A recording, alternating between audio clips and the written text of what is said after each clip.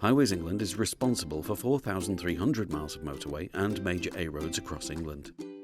As the population grows, so the demands on our roads change.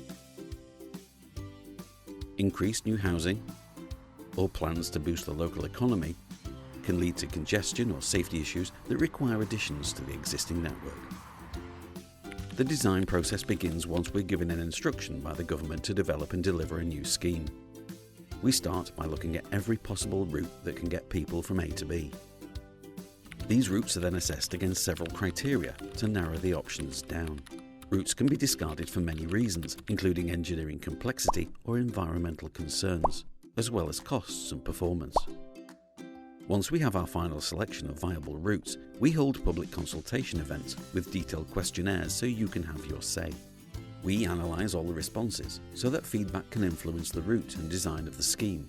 We then carry out further assessment work before making a preferred route announcement. The detail at this stage is similar to what you'd see at the initial public consultation and defines the general route of the new road. We then develop these plans before consulting with you again.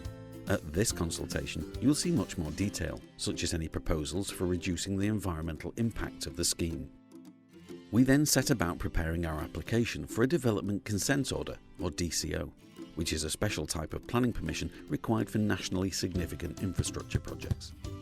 A DCO application is submitted to the Planning Inspectorate, who appoint an independent examining authority to examine our application. You'll be given the opportunity to participate in this examination by providing written evidence to the Planning Inspectorate and speaking at hearings. During the DCO process, we still carry on refining the design, as not all the fine detail will have been decided before we submit the application. At the end of the examination, the examining authority submit a report to the Secretary of State for Transport. This includes a recommendation on whether to grant the DCO. The Secretary of State will then decide whether to grant or refuse the DCO.